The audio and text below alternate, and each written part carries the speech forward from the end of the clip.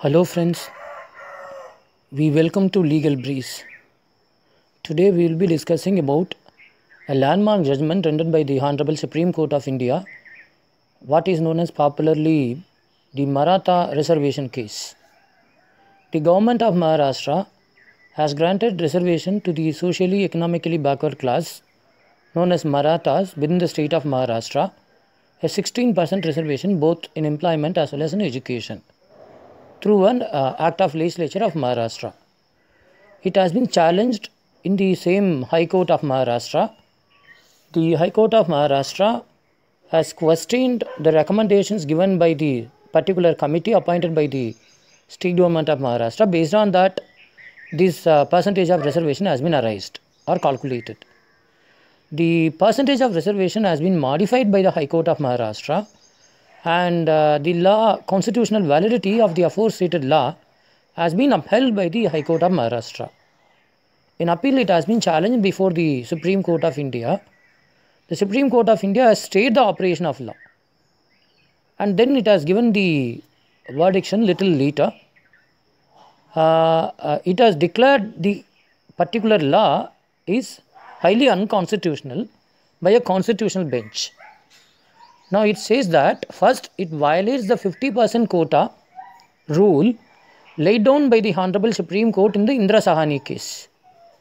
Second point is that they say that the Maharashtra legislature or the government of Maharashtra has failed to rely upon the exception. They should have given an extraordinary reason to justify the exception, to avail the exception granted under the Indra Sahani rule.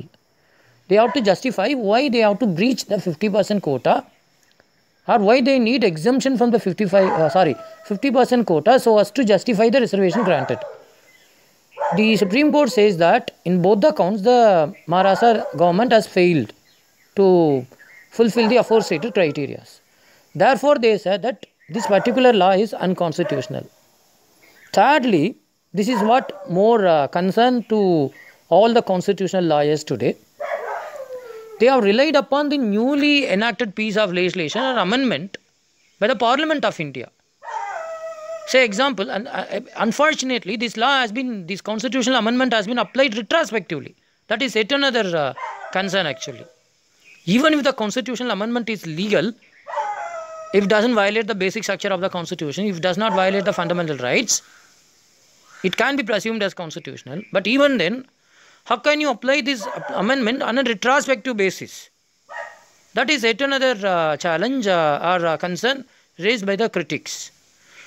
Now we need to understand the 102nd Amendment relating to the Constitution of India, which is talking about the reservation for the socially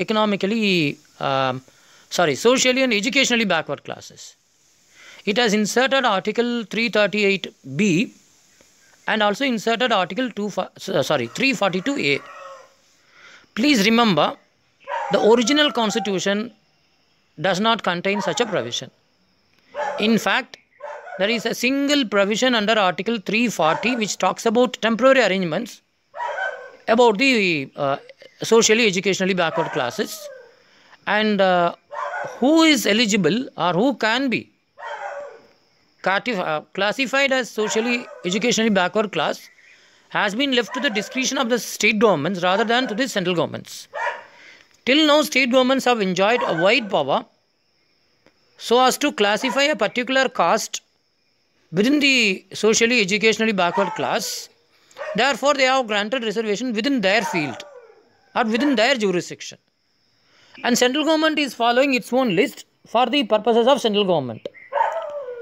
Though the Mandal Commission has recommended the 27%, even now the 27% reservation to the socially educationally backward classes is not at all implemented by IITs, IIMs and other central governmental institutions. That is totally a different matter. Whether these entities are above the Constitution of India, we do not have answer till now. And this judgment rendered by the Supreme Court in this Maratha quota case runs contrary to the judgment given by the Honorable Supreme Court of India in the Pavitra case, particularly Pavitra case 2, Pavitra versus State of Karnataka, where the Supreme Court has rightly upheld the reservations is not a matter of charity. Reservation is a matter of constitutional entitlement as well as constitutional enablement, so as to fulfill the promise guaranteed by the Constitution of India, so as to uplift and to create inclusive society, inclusive development. So we have contradictions and we do not have consistency about the reservation at all. Above all, when you say the state law violates 50% quota imposed by the Indira Sahani case, what about the central government itself is violating the 50% quota and creates in the name of EWS? And you have not stated this law till now, whereas the moment any reservation brought out either by the central government or by the state government in favor of SCs, STs or OBCs, immediately this reservation is brought or stayed by the Supreme Court. That shows the double standards taken by the Supreme Court. When the reservation is done for the so-called non-OCs, you are able to immediately strike it down. Whereas when the reservation is given to the OCs in the name of EWS, economically weaker section, you keep mum. So this is another concern raised by the constitutional critics. Above all, this 342A and 338B itself needs to be challenged because it violates basic structure, it violates federalism, it violates fundamental rights of a large section of the population. So without deciding that particular case, giving an opinion in this particular case is also amounting to injustice.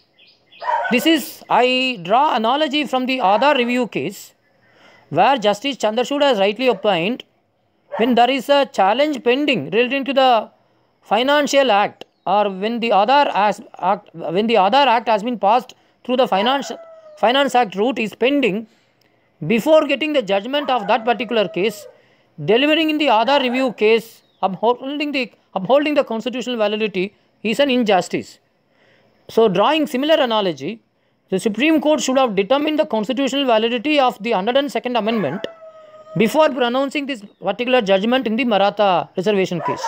This is what my humble submission. We solicit your comments, and I am really thankful to all my students who are helping me out in carrying out this national building exercise is concerned. God bless you all. Jai Hind.